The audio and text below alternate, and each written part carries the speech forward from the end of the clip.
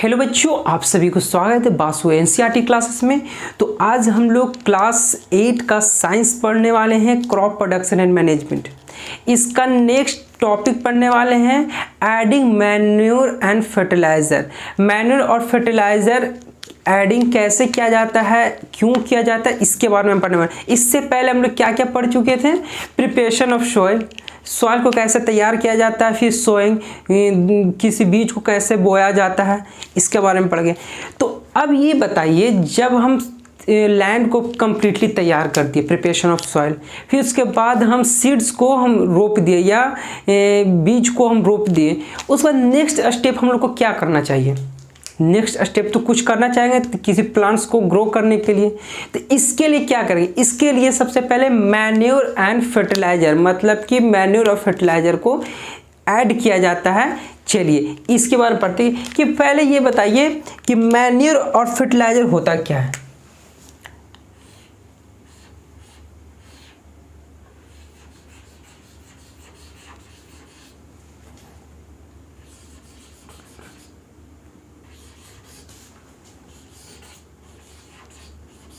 Manure fertiliser होता क्या है?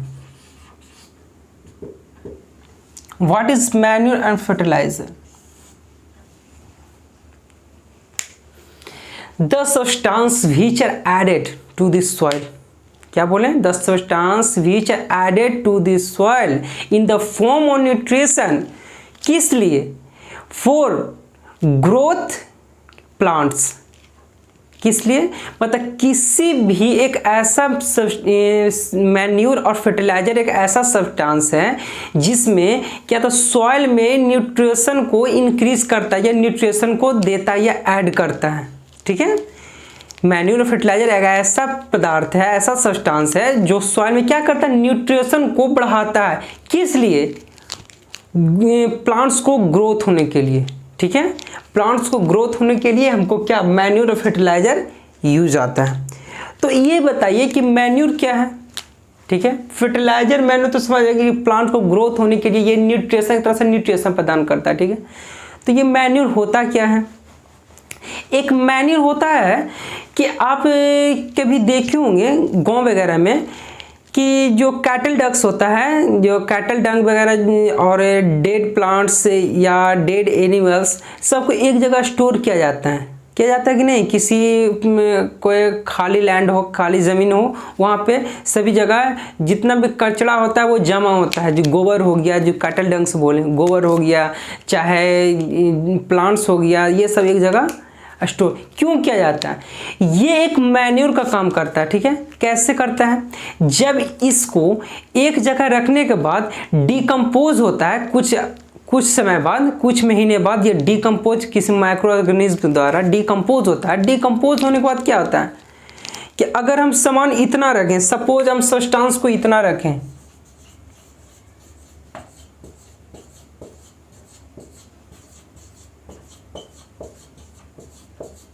ठीक है, अगर ये सब्सटेंस इतना आफ्टर 1 मंथ, आफ्टर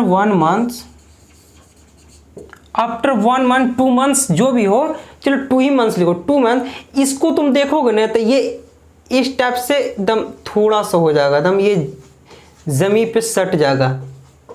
क्यों? ये इतना था, आफ्टर 2 मंथ्स देखे तो ये इतना हो गया। ऐसा क्यों? ये कैटल डंग्स है, प्लांट्स है, एनिमल्स है, ये सब मटेरियल्स है। ठीक है, अब कुछ 2 मंथ्स के बाद देख रहे हैं तो इतना हो गया। क्यों? क्योंकि है जो माइक्रो ऑर्गेनिज्म, इस पे माइक्रो ऑर्गेनिज्म,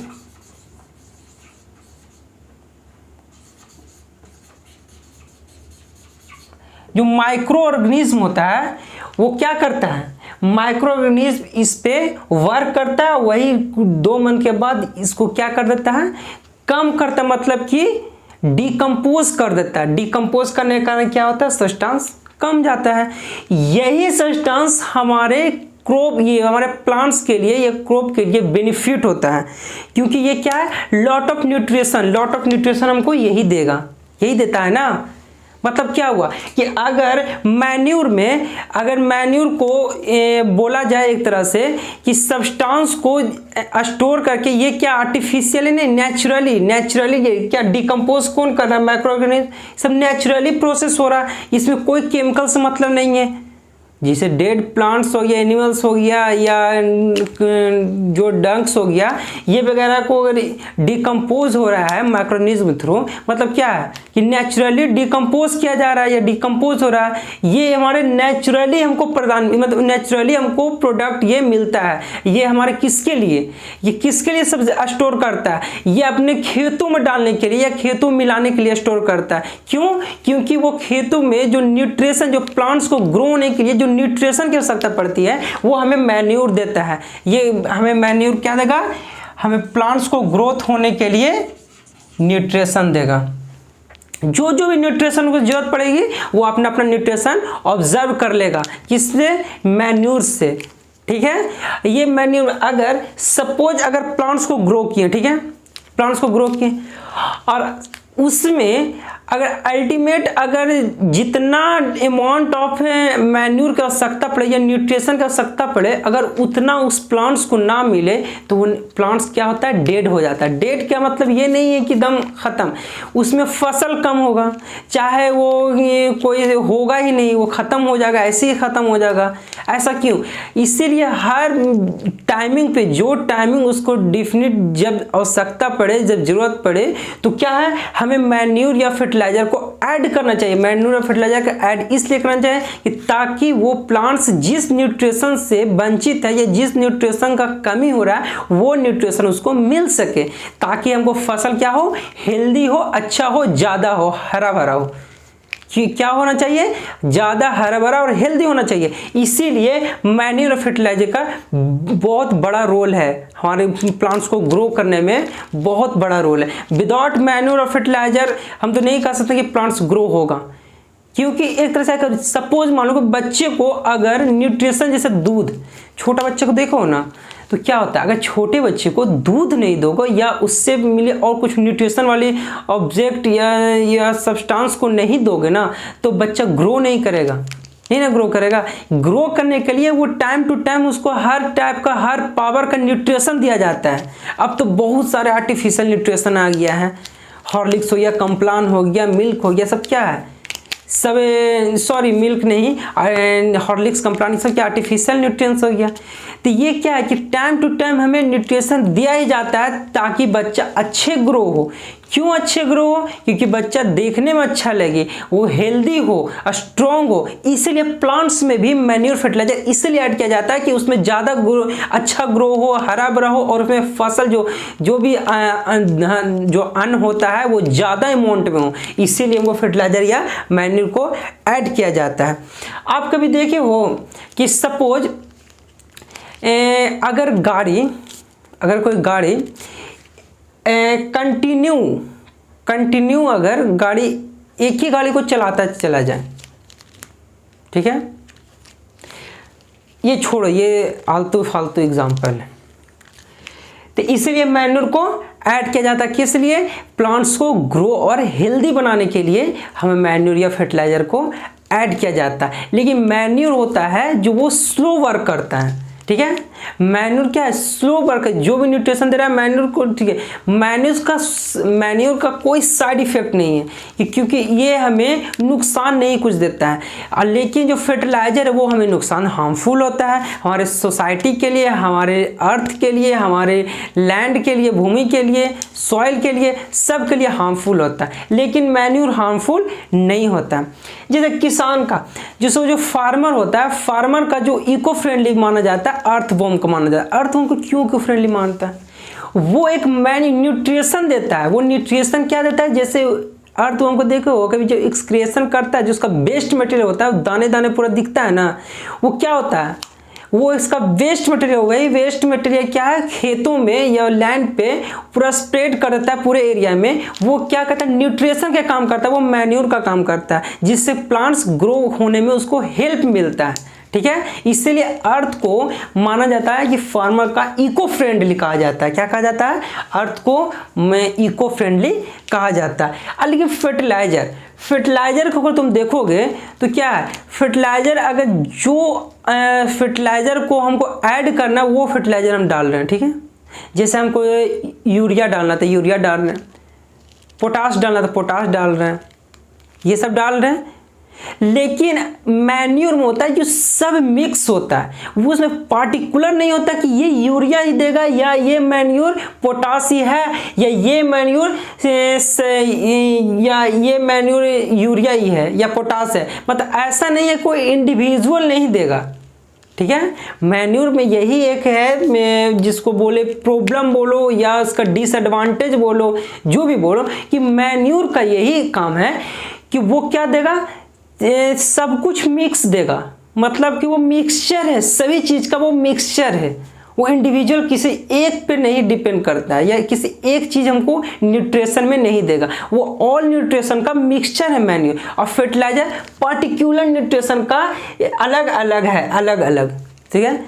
जैसे अगर यूरिया डालना तो यूरिया डालो, सल्फेट डालना तो सल्फेट डालो, फिर अगर जाना है अमोनियम सल्फेट डालना तो अमोनियम सल्फेट डालो, पोटाश डालना है तो पोटाश डालो, मतलब जो जरूरत पड़े, जिस टाइम हमको प्लांट्स को ग्रो करने के लिए, सपोज हमको इस टाइम अभी यूरिया चाहिए तो यूरिया डाल रहे हैं। लेकिन मैन्योर का क्या है कि वो किसी टाइम डाल दीजिए, वो यूरिया का जरूरत, उसको यूरिया पड़ रहा है यूरिया न्यूट्रिशन का, तो वो यूरिया ही लेगा, पोटाश का जरूरत पड़ेगा तो पोटाश ही उसमें लेगा, लेकिन वो मिक्सचर होता है, इसीलिए वो स्लो वर्क करता है। और अदरवाइज जो फर्टिलाइजर वो फास्ट वर्क करता है, इसीलिए ज़्यादा ग्रो होता है, अच्छा ग्रो होता है। अब मैन्योर जो स्लो वर्क करता है उतना ज़्यादा अच्छा ग्रो नहीं कर पाता, इसीलिए ज़्यादा लोग फर्टिलाइजर ही करते हैं, ठीक है। चलिए अब इसका नेक्स्ट देखते हैं कि जैसे मैन्योर को तो देख लिए कि जैसे मैन्योर का क्या हो गया, मैन्योर में क्या हो गया, जैसे कॉ डक्स हो गया, सीधा कैटल डक्स लिख देते हैं, dead plants and animals,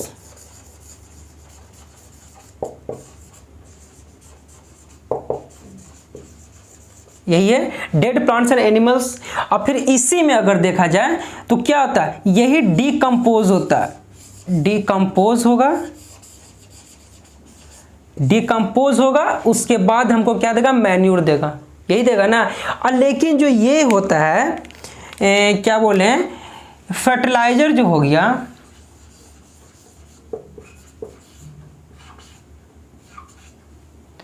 fertilisers हो गया, ये क्या हो गया, जैसे यूरिया,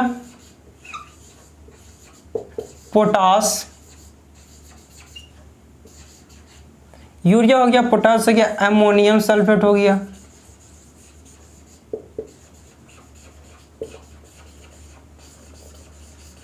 अमोनियम सल्फेट हो गया, और क्या हो गया जी, सुपर फॉस्फेट या फॉस्फेट बोलो, या फास्फोरस बोलो, ठीक है। क्या हो गया, अमोनियम सल्फेट, सुपर फॉस्फेट, ये क्या, ये फर्टिलाइजर है, ये फर्टिलाइजर का नेम है। यूरिया हो गया, पोटाश हो गया, अमोनियम हो गया, अमोनियम सल्फेट हो गया, सुपर फॉस्फेट हो गया। एक और क्या है, नाइट्रोजन, पोटेशियम, एनपीके, ठीक है। एनपीके क्या होता है, ये फर्टिलाइजर का नेम है। क्या क्या, यूरिया, पोटाश हो गया, अमोनियम सल्फेट हो गया, सुपर फॉस्फेट हो गया, एनपीके क्या है, एनपीके होता है, देखो यहाँ हम फुल फॉर्म लिखते हैं कि एन फॉर क्या होगा, N for nitrogen,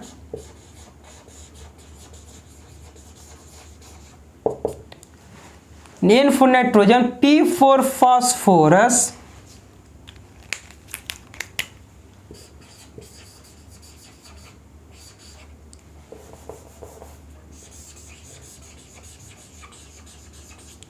P for phosphorus, आइए K फॉर पोटेशियम,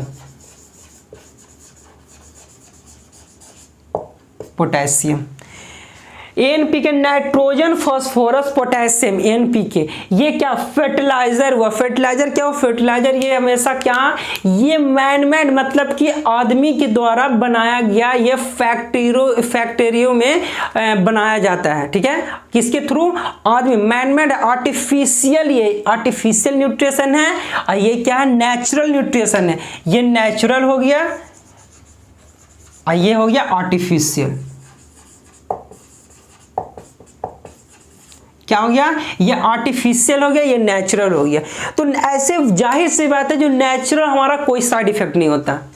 अगर किसी को मोटा होने के लिए, सपोज मान लो कि मोटा होने के लिए कोई एक मेडिसिन ले रहा है और एक नेचुरली मोटा हो गया, तो जो नेचुरली मोटा हुआ तो उसको कोई साइड इफेक्ट नहीं होगा। लेकिन अगर जो मेडिसिन के थ्रू मोटा हुआ उसको कुछ समय after some years, after long years बाद, मतलब क्या होता है कि उसमें हेल्थ में क्या प्रॉब्लम आ जाता है, कुछ भी प्रॉब्लम आ सकता है, ठीक है। तो क्यों, क्योंकि वो मेडिसिन के थ्रू, वो जोर जबरदस्ती मेडिसिन के थ्रू वो क्या हुआ, मोटा हुआ, इसलिए उसमें हेल्थ में प्रॉब्लम आएगा। लेकिन नेचुरली वाला को प्रॉब्लम नहीं आता है। तो इसीलिए बोल रहे हैं जो मैन्यूर जो होता है वो नेचुरली होता है, नेचुरली प्लांट्स को ग्रो करने में हेल्प करता है। लेकिन ये फर्टिलाइजर एक आर्टिफिशियल होता है, ये मैनमेड थ्रू एक फैक्ट्री में केमिकल के थ्रू तैयार किया जाता है। केमिकल के थ्रू ऐसे भी जाहिर सी बात है, जो केमिकल के थ्रू कोई भी ऑब्जेक्ट को यूज करने से क्या होता है, उसका साइड इफेक्ट होता ही होता है, ठीक है। आई बात समझ में। चलिए अब इसका हम नेक्स्ट देखते हैं। एनपीके का फुल फॉर्म समझ गया, nitrogen, N for nitrogen, P for phosphorus और के फॉर पोटेशियम, ये क्या एनपीके का फुल फॉर्म हुआ। चलिए अब इसका हम नेक्स्ट देखते हैं कि जैसे कि फर्टिलाइजर को हम यूज तो करते हैं लेकिन इसके लिए प्रॉब्लम भी आता होगा, डिसएडवांटेज भी आता होगा, ठीक है। मैन्योर तो यूज किया तो उसका कोई डिसएडवांटेज नहीं, मैन्योर यूज कर रहे हैं तो कर रहे हैं। लेकिन अगर फर्टिलाइजर को यूज करते तो क्या होता, अगर ज्यादा फर्टिलाइजर किसी प्लांट्स को दे दीजिएगा तो क्या होगा, कुछ तो प्रॉब्लम होगा। देखिए साहब ये प्रॉब्लम क्या होता है, अगर किसी को औकात से ज्यादा खाना खिलाएगा तो क्या होगा, अनपच हो जाएगा। बस वही कंडीशन है, औकात से ज़्यादा उसमें फर्टिलाइजर यूज ऐड कर दीजिएगा किसी सॉइल में तो उसका क्या होता है ना कि उसका जो अनपच करना है, जो प्लांट्स को खराब कर देना, ग्रो क्या करेगा वो तो और खराब कर देगा।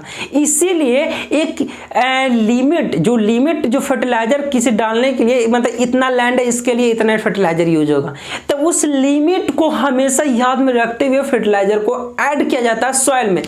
लेकिन मैन्योर को आप जितना दीजिए उससे कोई नुकसान नहीं। मैन्योर को अगर थोड़ा ज़्यादा भी दे दी तो उससे कोई नुकसान नहीं, लेकिन फर्टिलाइजर अगर थोड़ा ज़्यादा दे दीजिएगा तो आपका प्लांट्स को ग्रो होने में दिक्कत आएगी, या हो सकता है प्लांट्स खराब हो जाए, गल जाए, ठीक है। इसीलिए फर्टिलाइजर को अमाउंट हमेशा फिक्स रहता है, वो कोई इतना लैंड पे इतना ही फर्टिलाइजर को स्प्रेड करना है। और मैन्योर को कोई फिक्स नहीं, मैन्योर अगर कम बेसी भी हुआ उससे कोई मतलब नहीं है, उसको नुकसान साइड इफेक्ट नहीं है, बोलेगी साइड इफेक्ट नहीं है, लेकिन फर्टिलाइजर में फटाक से इसका साइड इफेक्ट आ जाएगा।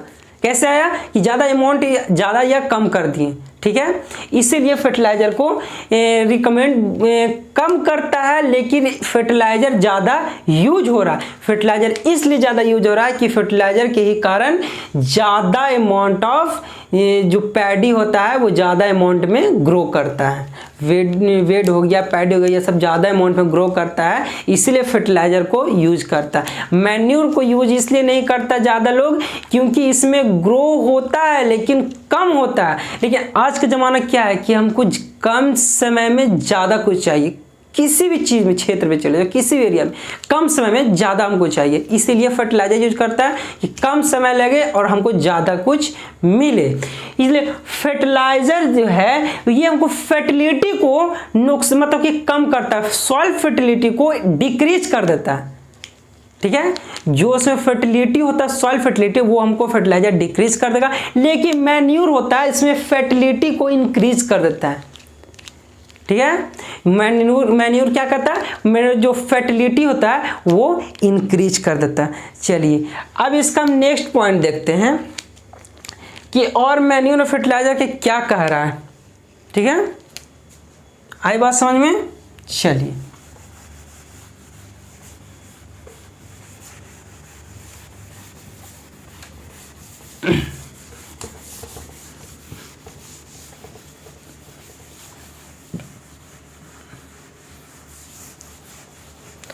अब इसका नेक्स्ट समझते हैं, क्रॉप रोटेशन। तो फर्टिलाइजर और मैन्यूर को बता दिए, अब crop rotation.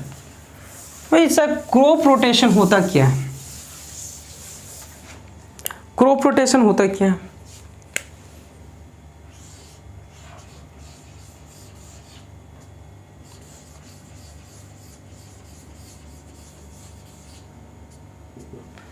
Crop rotation, crop rotation होता क्या है ये बताइए पहले। जैसे आप समझिए, अगर सपोज अगर एक हम बाइक, एक बाइक, सिर्फ एक ही बाइक, अगर एक बाइक को हम रोज चलते जाएं चलाते रहें, तो फाइनली क्या होगा? उसका फ्यूल ख़त्म होते जाएगा। क्या होगा? फ्यूल ख़त्म होते जाएगा ना। एक ही बाइक को हम, सेम बाइक को हम हर रोज चलाते जा रहे हैं, तो फ्यूल फाइनली ख़त्म होगा और एक एटलीस्ट मैक्सिमम टाइम पे जाके वो गाड़ी रुक जाएगा, या मैक्सिमम डिस्टेंस जाके वो गाड़ी रुक जाएगा, क्योंकि वो उतना ही तक फ्यूल था, इतना से गाड़ी ज़्यादा नहीं जाए। बस वही सेम कंडीशन ये, अगर सेम प्लांट्स को एक ही जगह पे, एक ही लैंड पे ग्रो करवाएंगे तो क्या होगा? उसमें वो प्लांट्स के द्वारा जो न्यूट्रिएंट्स जो लेता है वो धीरे धीरे ख़त्म होते चला जाएगा। ठीक है, मतलब उस प्लांट्स क्या होता है कि वो प्लांट जो एक लैंड पे सेम प्लांट्स को हर समय मतलब बोते जाते, सोइंग करते चले जाएंगे, तो एक फाइनली क्या होगा कि वो न्यूट्रिएंट्स जो एक ही न्यूट्रिएंट्स लेगा ना। अगर एक प्लांट्स को, अगर सेम प्लांट्स को हर बार रोप रहे हैं तो क्या होगा? सेम न्यूट्रिशन लेगा। अरे एक प्लांट्स को ग्रो करने के लिए सेम न्यूट्रिशन लेगा ना, ये अगले बार नेक्स्ट दूसरे न्यूट्रिशन ले लेगा, सेम न्यूट्रिशन लेगा। तो सेम न्यूट्रिशन जब एक ही जगह से बार बार वही न्यूट्रिशन को लेते चला जाए, ग्रो होने में हेल्प करने में वो हेल्प कर दे, तो फाइनली क्या होगा? न्यूट्रिशन, वो न्यूट्रिशन ख़त्म हो जाएगा।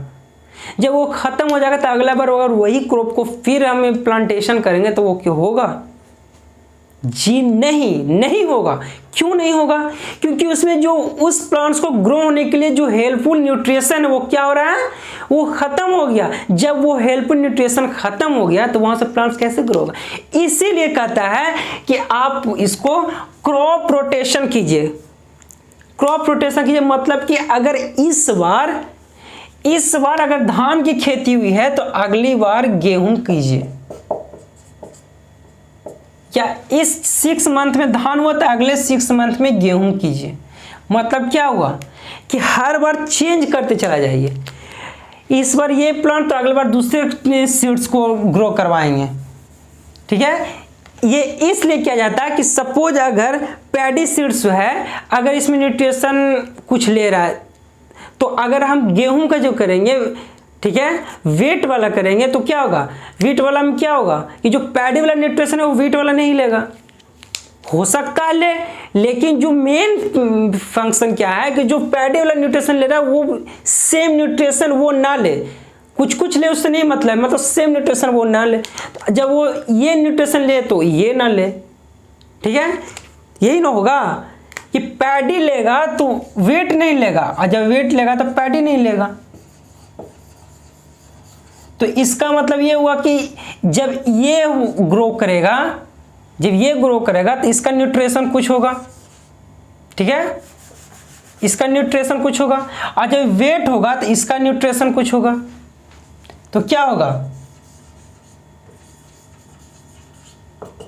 फाइनली एक ऐसा टाइम आएगा कि जहाँ पे जब ये होगा तब वेट का न्यूट्रिशन बचा हुआ यहाँ रहेगा, जब वेट होगा तो पैडी का न्यूट्रिशन यहाँ बचा हुआ रहेगा। तो दोनों का अल्टरनेट क्या होगा? अल्टरनेट हम चेंज करते जाएंगे तो दोनों का न्यूट्रिशन बचता चला जाएगा, और दोनों एक दूसरे को अल्टरनेट ग्रो करवाएंगे तो दोनों अच्छा ही फसल होगा, क्योंकि दोनों का न्यूट्रिशन डिफरेंट है और डिफरेंट टाइम पर ग्रो करवा रहे हैं। तो जब वेट होगा तो पैडी का न्यूट्रिशन बच जाएगा, जब पैडी होगा तो वेट का न्यूट्रिशन वाला बच जाएगा। तो जब दोनों को अल्टरनेट कराएंगे तो जो न्यूट्रिशन का आवश्यकता पड़ेगी, जरूरत पड़ेगी, वो अपना अपना न्यूट्रिशन ले लेगा।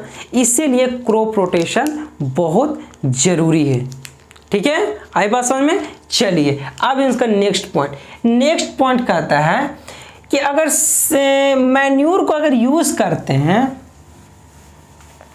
ठीक है, मैन्योर का अगर यूज़ करते हैं तो फर्टिलिटी को बढ़ा देता है, सॉइल में उर्वरता की क्षमता को बढ़ाता है, फर्टिलिटी लेवल को बढ़ा देता है, इंक्रीज कर देता है। और बोलता है कि अगर मैन्योर को यूज किया जाए तो वो क्या कहता है कि अगर मैन्योर को यूज किया जाए तो वाटर का होल्डिंग कैपेसिटी को इंक्रीज कर देता है। क्या करता है? वाटर होल्डिंग कैपेसिटी इंक्रीज कर देता है।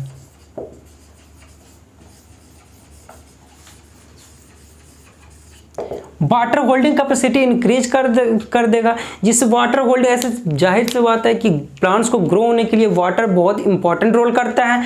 तो वाटर को अगर होल्ड करने की कैपेसिटी इंक्रीज कर दिया तो क्या होगा? ज़्यादा वाटर को ऑब्जर्व कर रहा है तो प्लांट ज़्यादा ग्रो करेगा। और फिर इसमें क्या होता है?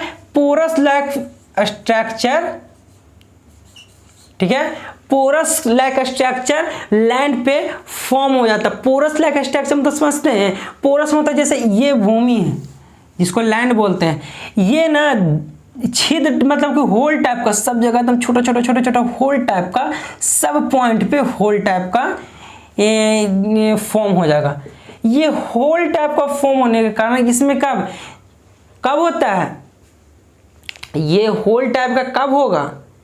मैन्यूर में।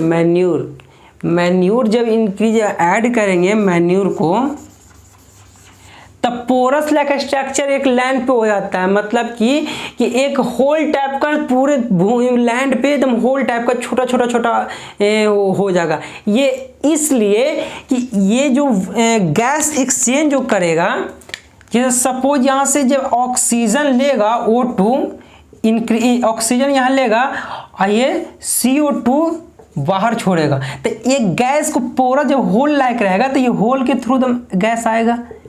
अब ये सब होल के थ्रू बाहर चला जाएगा। तो ये क्या पोरस हमको हेल्प क्या गैस को एक्सचेंज करने में। पोरस हेल्प क्या करता है?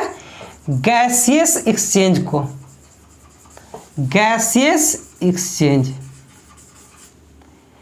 क्या गैसियस एक्सचेंज को हमको हेल्प करता है। क्या पोरस हमको गैसियस एक्सचेंज को हेल्प करता है कि आसानी से हम ऑक्सीजन को ले रहा है, कार्बन डाइऑक्साइड को छोड़ रहा है। वो कौन हेल्प कर रहा है? पोरस। कब? जब मैन्यूर ऐड करेंगे, तब मैन्यूर ऐड करने पे ही इस लैक का स्ट्रक्चर फॉर्म होता है और गैस एक्सचेंज में आसानी से हम गैस एक्सचेंज प्लांट्स कर सकता है। ठीक है, अब इसमें क्या होता है कि इसमें लॉट ऑफ ह्यूमस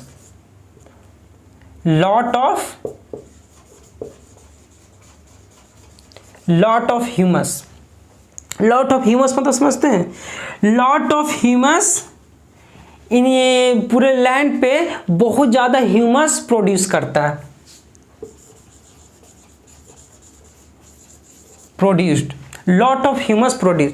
इसका मतलब क्या समझे कि जो ह्यूमस हुआ, जो ह्यूमस का मतलब होता है कि डेड प्लांट्स और एनिमल्स को डिकम्पोज होने के बाद जो वेस्ट मटेरियल जो बचा, वही ह्यूमस का काम करता है, वही ह्यूमस कहलाता है। ठीक है, वही होगा ना कि डेड प्लांट्स एनिमल, ये क्या मैन्यूर में ही सिर्फ होगा, क्योंकि डेड प्लांट्स एनिमल्स का कहाँ डिकम्पोज है? मैन्यूर कंडीशन, फर्टिलाइजर में, वो केमिकल के थ्रू होता है, उसमें कभी ये डेड प्लांट्स एनिमल का यूज नहीं होता है। तो डेड और प्लांट्स का जो वेस्ट मटेरियल जो फाइनली डिकम्पोज होने के बाद जो बचता है वही ह्यूमस कहलाता है। और डिकम्पोज होने के बाद कहाँ हो जाएगा? वो धरती की या लैंड पे जो भूमि है, जो लैंड है, लैंड के ये ऊपर प्लॉट पे जो फील्ड है उसके अपर लेयर पर रहेगा, सॉइल के अपर लेयर पे ही रहेगा ह्यूमस। ह्यूमस थोड़ी ना अंदर चला जाएगा, ह्यूमस तो ऊपर ही रहेगा। तो जो अपर लेयर का है, जो लॉट ऑफ ह्यूमस हमको देता है कब? मैन्यूर में, जब प्लांट्स और एनिमल्स के डेड मटेरियल या कैटल डंक्स को जब डिकम्पोज होने के बाद जब फील्ड में स्प्रेड किया जाता है, तब हमको लॉट ऑफ ह्यूमस देता है। ह्यूमस का काम क्या है? न्यूट्रिशन को देना। ह्यूमस का क्या काम है? न्यूट्रिशन को देना।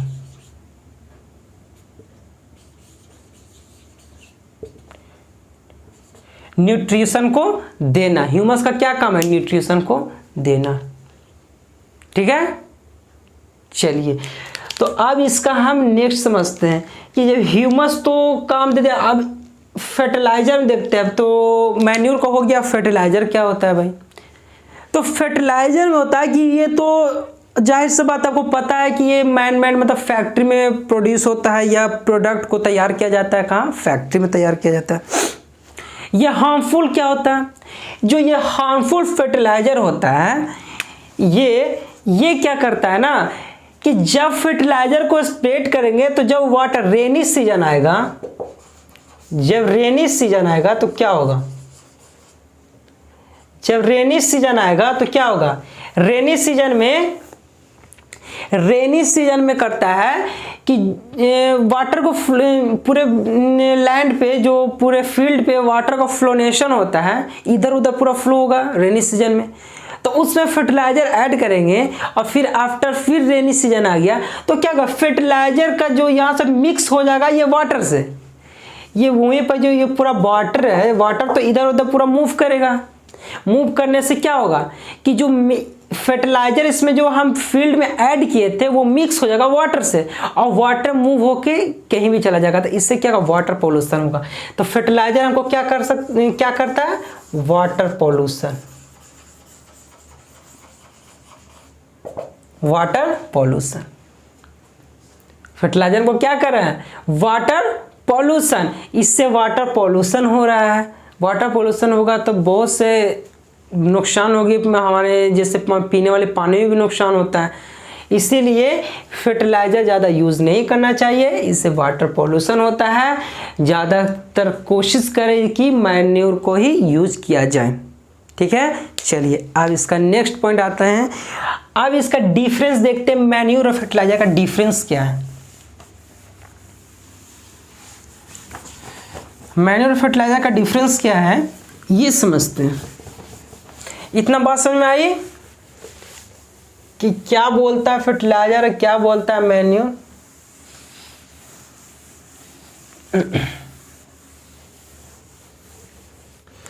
यहां लिखिए मैन्योर,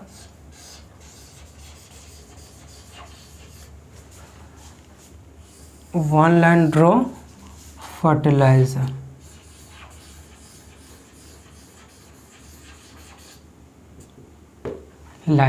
ठीक है। चलिए इसका डिफरेंस देखिए क्या है। फर्स्ट डिफरेंस लिखेंगे, फर्स्ट डिफरेंस क्या है, फर्स्ट डिफरेंस यही लिखेंगे कि manure is obtained, manure obtained naturally source,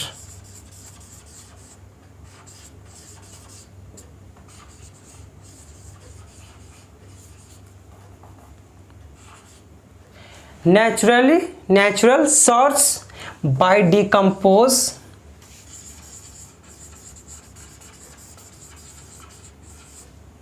by decomposition cattle dung,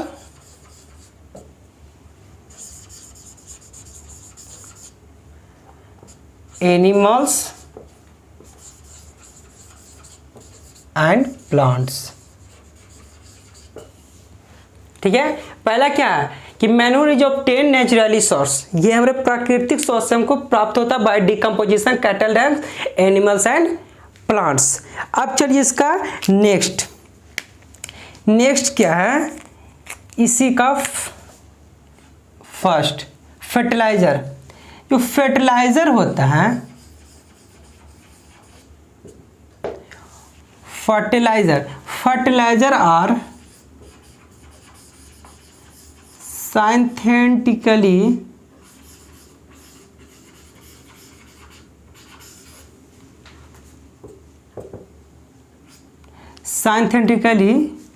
which obtained in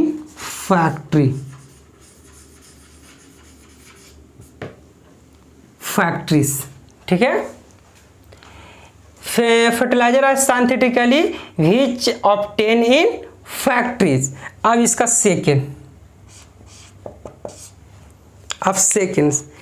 क्या है, जो मैन्योर होता है, manure gives lot of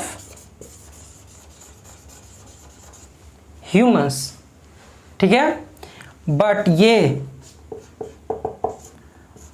fertiliser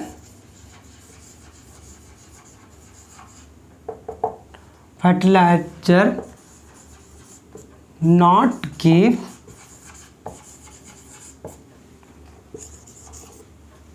lot of humus, ठीक है, सेकंड हो गया। अब इसका थर्ड देखिए, थर्ड क्या होगा, third manure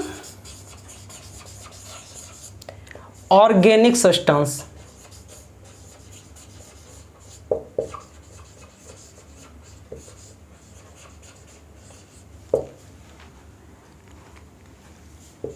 but fertilizer inorganic salt,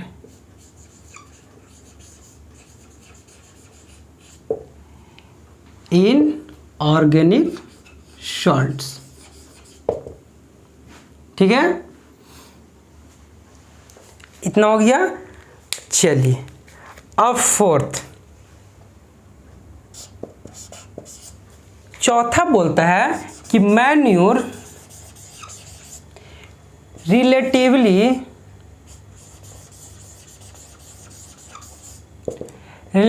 less rich in plants nutrients.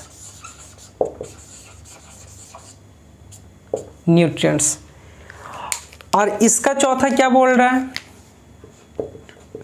Fertiliser का, fertiliser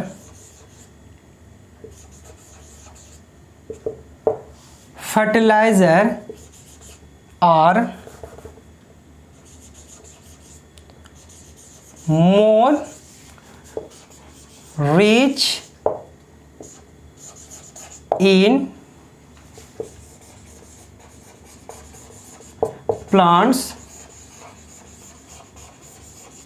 nutrients like nitrogen, phosphorus, potassium, NPK।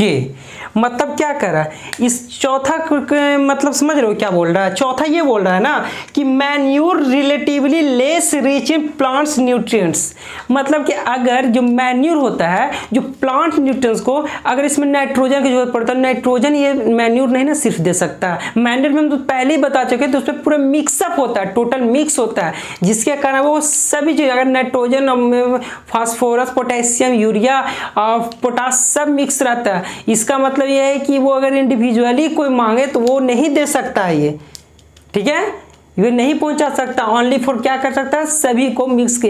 इसीलिए कहा जाता है कि फर्टिलाइजर इसमें एडवांटेज के रूप में इसको माना जाता है, क्योंकि फर्टिलाइजर अगर हमको न्यूट्रिशन में अगर पोटेशियम की जरूरत है सिर्फ पोटेशियम ही देगा, वो पोटेशियम ही डाल सकते हैं, फास्फोरस की जरूरत है फास्फोरस ही सिर्फ डाल सकते हैं।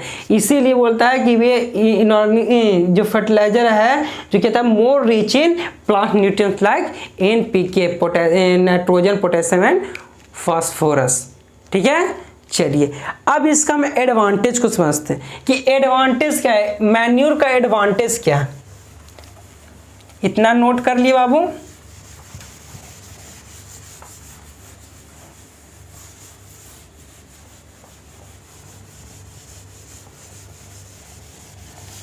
अब इसका एडवांटेज को समझते हैं, क्या एडवांटेज है।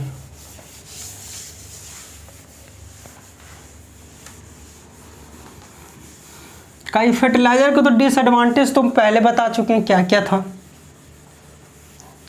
अब इसका फर्टिलाइजर क्या डिसएडवांटेज है, ये फर्टिलिटी को लॉस करता है, सॉइल फर्टिलिटी को, ह्यूमस नहीं, एक भी ह्यूमस इसमें नहीं, तो कुछ भी ह्यूमस नहीं होता है या नहीं देता है, ये वाटर पॉल्यूशन करता है, ठीक है। चलिए अब एडवांटेज क्या है, मैन्यूर का advantage,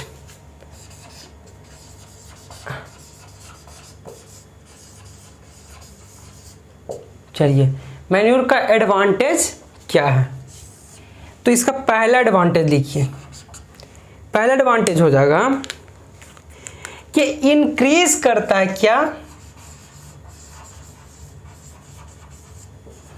increase water holding capacity.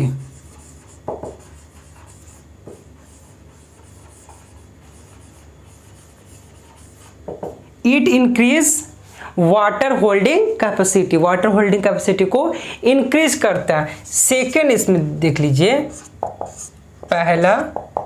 दूसरा, it makes porous.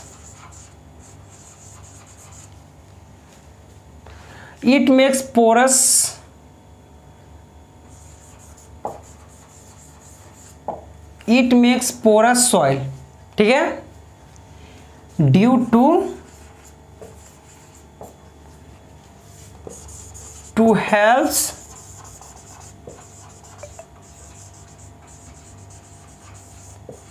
Exchange gases. मतलब it makes porous soil, soil को पोरस बनाता है। और क्योंकि वो एक्सचेंज गैसेस एक्सचेंज करने में हेल्प मिल सके। अब इसका थर्ड देखो, इसका थर्ड क्या है कि वो माइक्रोब्स को इंक्रीज करता है। It increase eco friendly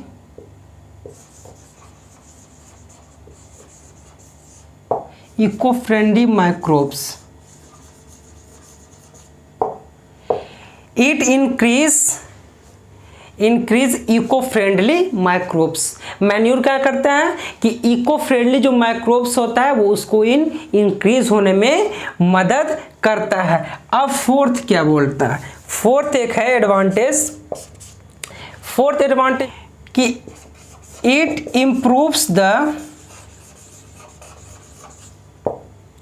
improves the texture of the soil।